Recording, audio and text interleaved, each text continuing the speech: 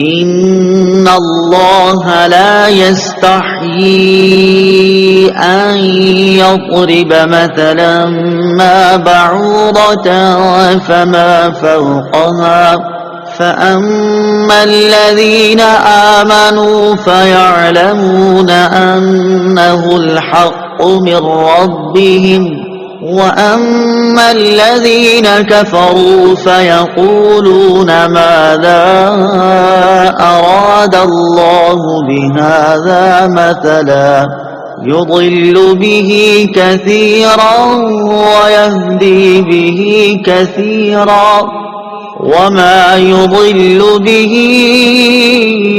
إِلَّا الْفَاسِقِينَ۔ ترجمہ: بے شک اللہ اس سے حیا نہیں فرماتا کہ مثال سمجھانے کے لیے کیسی ہی چیز کا ذکر فرمائے، مچھر ہو یا اس سے بڑھ کر۔ بہرحال ایمان والے تو جانتے ہیں کہ یہ ان کے رب کی طرف سے حق ہے، اور رہے کافر تو وہ کہتے ہیں اس مثال سے اللہ کی مراد کیا ہے؟ اللہ بہت سے لوگوں کو اس کے ذریعے گمراہ کرتا ہے اور بہت سے لوگوں کو ہدایت عطا فرماتا ہے، اور وہ اس کے ذریعے صرف نافرمانوں ہی کو گمراہ کرتا ہے۔ ان اللہ لا یستحیی، بے شک اللہ اس سے حیا نہیں فرماتا۔ تفسیر صراط الجنان میں ہے، جب اللہ تعالیٰ نے سورہ بقرہ کے دوسرے رکوع میں منافقوں کی دو مثالیں بیان فرمائیں تو منافقوں نے یہ اعتراض کیا کہ اللہ تعالیٰ کی شان اس سے بلند تر ہے کہ ایسی مثالیں بیان فرمائے، اور بعض علماء نے فرمایا کہ جب اللہ تعالیٰ نے کفار کے معبودوں کی کمزوری کو مکڑی کے جالوں وغیرہ کی مثالوں سے بیان فرمایا تو کافروں نے اس پر اعتراض کیا۔ اس کے رد میں یہ آیت نازل ہوئی۔ چونکہ مثالوں کا بیان حکمت کے مطابق اور مضمون کو دل نشین کرنے والا ہوتا ہے اور ماہرین کلام کا یہ طریقہ ہے، اس لیے مثال بیان کرنے پر اعتراض غلط ہے۔ یضل بہ کثیرا، اللہ بہت سے لوگوں کو اس کے ذریعے گمراہ کرتا ہے۔ تفسیر صراط الجنان میں ہے، ان الفاظ سے کافروں کو جواب دیا گیا کہ مثالیں بیان کرنے سے اللہ تعالیٰ کا کیا مقصود ہے۔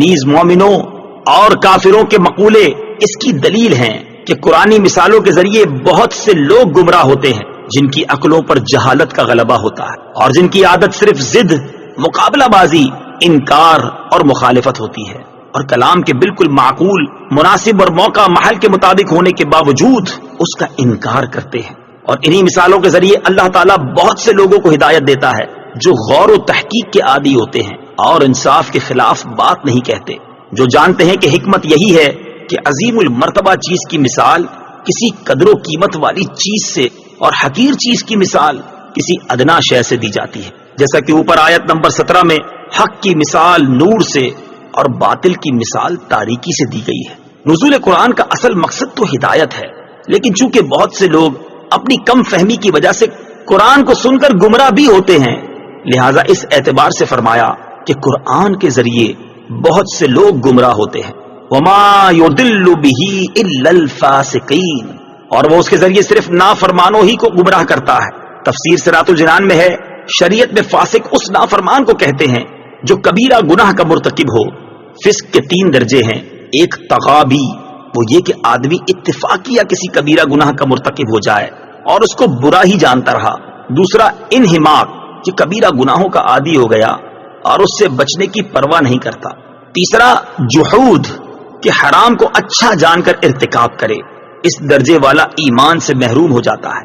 پہلے 2 درجوں میں جب تک سب سے بڑے کبیرہ گناہ یعنی کفر و شرک کا ارتکاب نہ کرے وہ مومن و مسلمان ہے۔